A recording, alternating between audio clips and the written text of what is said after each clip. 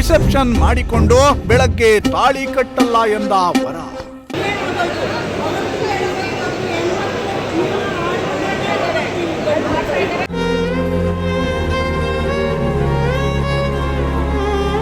ಮಂಟಪದಿಂದ ಎದ್ದು ಹೊರ ನಡೆದ ವರ, ಮದುಮಗಳು ಶಾಕ್.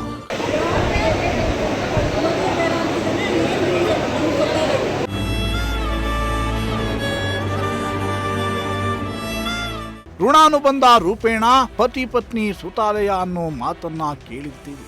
ಋಣಾನುಬಂಧದಿಂದಲೇ ಮದುವೆ ನಿಶ್ಚಯವಾಗಿದೆ ಅಂತ ಸಂಭ್ರಮದಿಂದ ಮದುವೆ ತಯಾರಿ ನಡೆದಿರುತ್ತೆ. ಆದರೆ ಚಿಕ್ಕ ಚಿಕ್ಕ ವಿಚಾರಗಳಿಗೆ ಮದುವೆ ಮಂಟಪದಲ್ಲಿ ಮದುವೆಗಳು ನಿಂತು ಹೋಗುತ್ತಿರೋ ಘಟನೆಗಳು ಆಗಾಗ್ಗೆ ವರದಿ ಆಗ್ತಾನೆ ಇವೆ. ಮದುವೆ ನಿಂತು ಹೋಗೋ ಘಟನೆಗಳನ್ನ ನೋಡಿದ್ರೆ ಜನ ಹೀಗೂ ಇರ್ತಾರ ಅಂದುಕೊಳ್ಳೋದು ಉಂಟು. ಮದುವೆ ನಿಂತು ಹೋಗುವ ಹಿಂದೆ ಪ್ರೀತಿ ಪ್ರೇಮಗಳಂತಹ ವಿಚಾರಗಳು ಒಂದ್ ಕಡೆ ಇದ್ರೆ ಮದುವೆ ಊಟ ಸರಿಯಿಲ್ಲ ಅಂತ ಅದೆಷ್ಟೋ ಮದುವೆಗಳು ಕೂಡ ನಿಂತು ಹೋಗಿವೆ.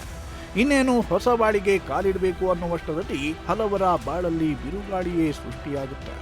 ಇನ್ನೇನು ತಾಳಿ ಕಟ್ಟಬೇಕು ಅನ್ನುವಷ್ಟರಲ್ಲಿ ಹಸೆಮಣೆಯಿಂದ ಎದ್ದಿರೋ ಸಂಗತಿಗಳು ಅಲ್ಲಲ್ಲಿ ಬೆಳಕಿಗೆ ಬರ್ತಾನೆ ಇವೆ.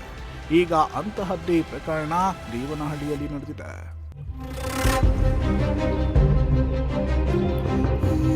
ಹೌದು, ರಾತ್ರಿ ರಿಸೆಪ್ಷನ್ ಮಾಡಿಕೊಂಡಿದ್ದ ಮದುಮಗ ಇನ್ನೇನು ತಾಳಿ ಕಟ್ಟಬೇಕು ಅನ್ನೋ ಅಷ್ಟರಲ್ಲಿ ನನಗೆ ಮದುವೆ ಬೇಡ ಅಂತ ತಾಳಿ ಕಟ್ಟದೆ ಹಸೆಮಣೆಯಿಂದ ಎದ್ದು ಹೋಗಿರೋ ಘಟನೆ ಬೆಂಗಳೂರು ಗ್ರಾಮಾಂತರ ಜಿಲ್ಲೆ ದೇವನಹಳ್ಳಿ ತಾಲೂಕಿನ ಬಾಲೇಪುರದಲ್ಲಿರುವ ಕಲ್ಯಾಣ ಮಂಟಪದಲ್ಲಿ ನಡೆದಿದೆ. ವರನ ದಿಢೀರ್ ನಿರ್ಧಾರಕ್ಕೆ ಹುಡುಗಿ ಮನೆಯವರು ಕಕ್ಕಾಬಿಕ್ಕಿಯಾದ್ರೆ ಮದುವೆ ಮಂಟಪದಲ್ಲಿದ್ದ ಸಂಬಂಧಿಕರು ಸ್ನೇಹಿತರು ಶಾಕ್ಗೆ ಒಳಗಾಗಿದ್ರು.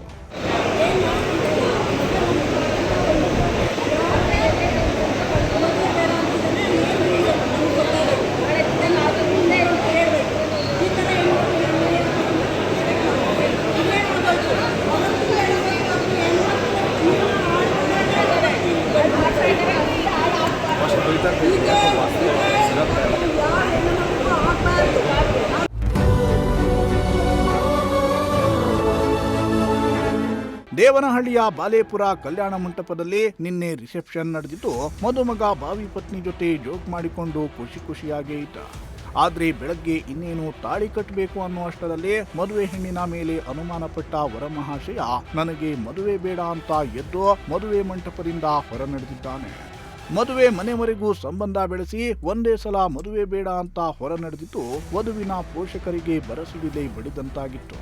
ಸಾಲ ಸೋಲ ಮಾಡಿ ಮಗಳ ಮದುವೆಯನ್ನ ಮಾಡುತ್ತಿದ್ದ ಪೋಷಕರಿಗೆ ದಿಕ್ಕೇ ತೋಚದಂತಾಗಿತ್ತು. ಮದುವೆ ನಿಂತಿದ್ದಕ್ಕೆ ವರ ಹಾಗೂ ವಧುವಿನ ಮನೆ ಕಡೆಯವರ ನಡುವೆ ಜಗಳ ಶುರುವಾಗಿತ್ತು. ಕೆಲಕಾಲ ಮದುವೆ ಮಂಟಪದಲ್ಲಿ ಗೊಂದಲದ ವಾತಾವರಣ ಸೃಷ್ಟಿಯಾಗಿತ್ತು. ಇನ್ನು ಈ ಬಗ್ಗೆ ಮದುವೆ ಗಂಡಿನಿಂದ ಅನ್ಯಾಯ ಆಗಿದೆ ಅಂತ ವಧುವಿನ ಕಡೆಯವರು ಆಕ್ರೋಶವನ್ನ ಹೊರಹಾಕಿ ಚನ್ನರಾಯಪಟ್ಟಣ ಪೊಲೀಸ್ ಠಾಣೆಯ ಮೆಟ್ಟಿಲೇರಿದ್ದಾರೆ.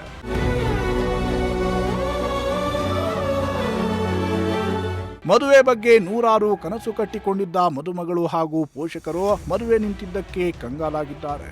ವಧುವಿಗೆ ವರನಿಂದ ಅನ್ಯಾಯವಾಗಿದೆ ಅಂತ ವಧು ಕುಟುಂಬಸ್ಥರಿಂದ ಆಕ್ರೋಶ ಹೆಚ್ಚಾಗಿದೆ.